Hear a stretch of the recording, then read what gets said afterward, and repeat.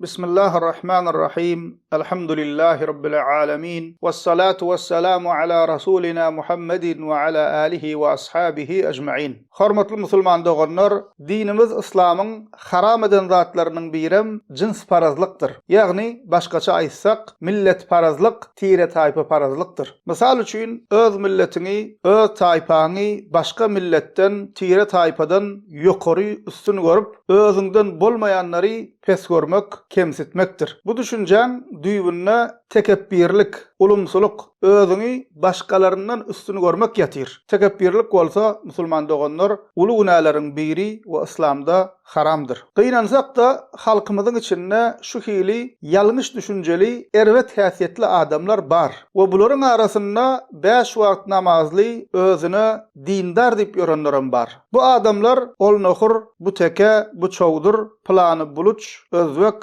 ol plan welayetden, bu marruh, ol tat, alili, yomut diýip cins parazlyk, ýagny millet parazçylyk edýärler. Elbetde bir kişiniň öz halkyny, öz tire taýpasyny gowy görmegi, öz halkyndan bolanlary özüne has ýakyn görmegi, ýa-da taryhyny, dilini, gürleýän şiwesini gowy görmegi, islama ters bolmayan däpde surlaryny gowy görmegi, ýagny öz halkyny, öz tire taýpasyny gowy görmeginde hiç ile erwetlik ýokdur. Emma öz halkyny, öz tire taýpasyny üstüni görüp, başgalaryny pes görmegi we kemsitmegi, olara at takmagi, ýagny millet parazçylyk etmegi haramdır. Millet parazlyk musulman doganlar İslama göre iň ýigrenilýän erwet häsiýetleriň biridir. Ahmetde we başga da hadis kitaplarynda gelen hadisinde Peygamberimiz Muhammed sallallahu aleyhi ve sellem diýär: "Ya eyyuhan nasu, ala inna rabbakum wahid ve inna abakum wahid.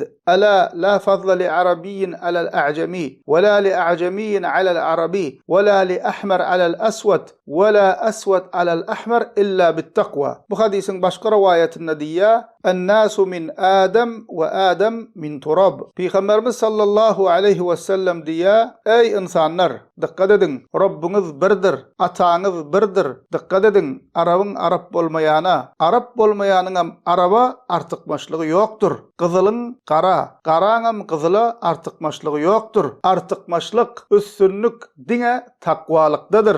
İnsanlar Adamdandyr, ýagny Adam aleyhisselamdandyr. Adam bolsa toprakdandyr" diýär. Hadisde gowy üns berip düşünmeli ýeri musulman doganlar artykmaçlyk, üstünlük diňe takwalykdadyr diýär. Takwa kim? Allah Taala'nın buýruklaryna amal edip, Allah Taala'nın haram eden zatlarından kaçýan kişidir. Allah Taala Kur'an-ı Kerimde Hucurat surasının 13-nji ayetinde diýär: "Ya eyyuhan nasu inna halaqnakum min zakarin we unsa ve cealnakum şu'uban ve qabaila lita'arafu inna akramakum 'indallahi atqakum." Allah Taala diýär: "Ey insanlar, biz sizi bir erkekden we zenandan yaratdyk. Ýagny Adam atadan we Hawwa anadan yaratdyk. We biri-biriňiz bilen tanışmaňyz üçin sizi halklar we taýpalar etdik. Sizin Allah Taala'nın gatynda iň hormatlyňyz, iň takwa bolanyňyzdyr" diýär. Allah Taala'nın gatynda musulman doganlar ahiriyette hiç kimiň milleti, tire taýpasy, wezipesi, tanış bilişi, arkasynyň güýçli bolmagy, mal mülki bu zatlaryň hiç biri ýöremeýär. Ahiriyete her kim öz